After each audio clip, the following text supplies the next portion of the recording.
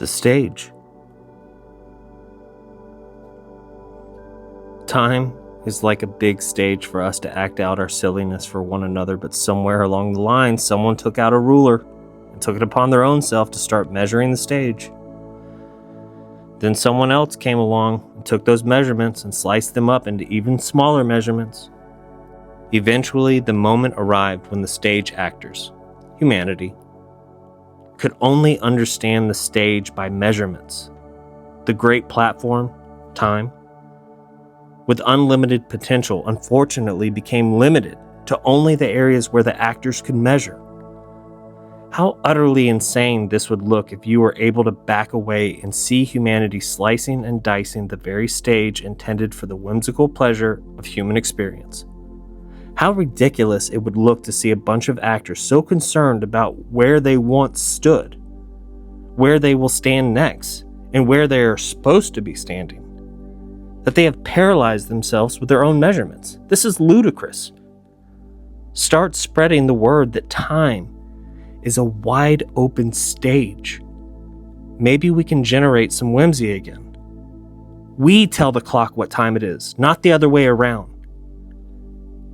You see, when you try to measure the infinite, you will inevitably become confined to your measurements. But when you concede to the thought of eternity and immortality, your schedule and stage becomes immeasurable.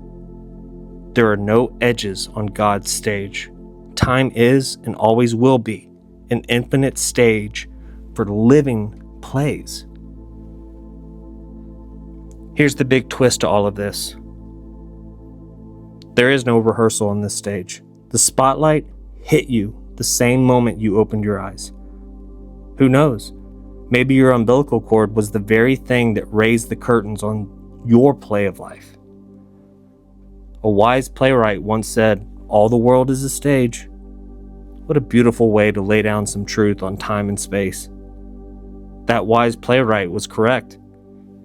The world is merely a stage. It's actually a pretty thoughtful gift from a very creative God. Don't be so concerned about who's missing their cues and who's exiting the stage too early. It's not your problem. In fact, it's not really a problem at all, unless you take it upon yourself to make it a problem and then make it yours. This is how a living stage works perfectly. Just leave it all up to the director. Grab a costume and jump into the next scene. If you miss your cue, I'm sure the director of all of this is smart enough to let you know in the best way to keep everything going smoothly. But for God's sake, stop letting the other actors tell you where and how to stand. We are all kind of making it up as we go anyway. So stop worrying about getting it right all the time. Remember, it's a play, not a punishment.